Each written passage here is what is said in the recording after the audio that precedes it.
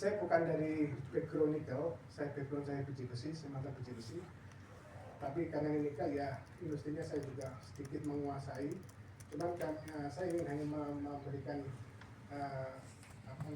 tanggapan bahwa smelter yang sekarang ini kita yakini tracknya sudah bagus untuk nikel. Kalau yang dinamakan kekurangan pasti ada. Tapi melihat dari animo negara yang cukup tinggi terhadap nikel, dan animo ini kelihatan tadi saya baca dari teman-teman yang sudah memberikan presentasi, ada hal-hal yang cukup menarik buat saya untuk saya komentari. Yang pertama mungkin dari teman-teman dari Minerba, mungkin dari Pak Andri, terkait penerapan pengurangan kuota Pak, rencana apakah tetap berjalan atau tidak, yang 150 juta ton untuk tahun 2025, dan itu sudah ternyatakan oleh teman-teman dari dari Kementerian Energi. Cuma yang ingin kami tahu motivasinya itu apakah seperti pengurangan karena faktor keterbatasan atau karena faktor di midstreamnya, dan efektivitasnya jika itu diterapkan seperti apa kalau memang itu jadi dijalankan. Kemudian dari teman-teman dari LPM UI, mungkin itu mungkin saya salah kalau saya pandang LPM UI kan menerapkan untuk pemberdayaan masyarakat ya Bu. Kalau dari pemberdayaan masyarakat, apakah Ibu melihat bahwa roadmap yang sekarang dalam industri smelter ini apakah sudah sesuai atau tidak? Roadmap yang kami maksud adalah roadmap yang berkaitan dengan, kalau sudah pemberdayaan masyarakat kan lebih ke mikro sifatnya, ke level yang lebih kecil atau yang lebih khusus di daerah-daerah tertentu di mana lokasi itu berada.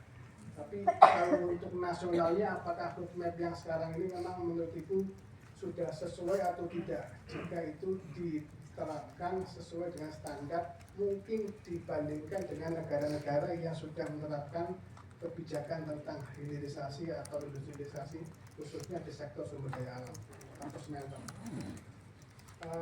Terus kemudian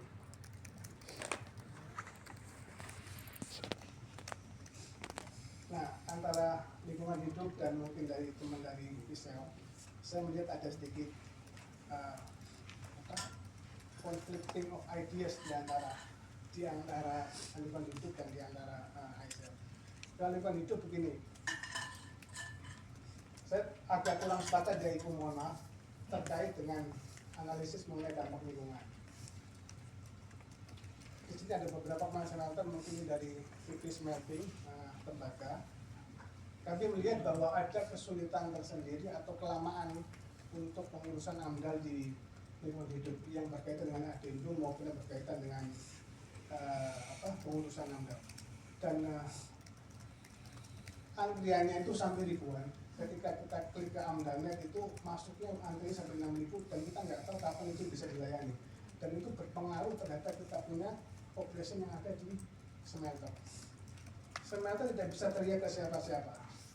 Mau dihubungi orangnya susah, dikirim ke email juga tidak balas, dan ketika smelternya tidak jalan, maka yang merugi negara. Dan negara, penerimaan negara, apakah di depan ke smelter? Ya jangan dong. Ini kan masalah, tadi saya bilang, kembalinya ke roadmap juga, kembali ke pengaturan, bagaimana ini efisien atau tidak menerapkan kebijakan yang bisa dilakukan oleh smelter atau tidak.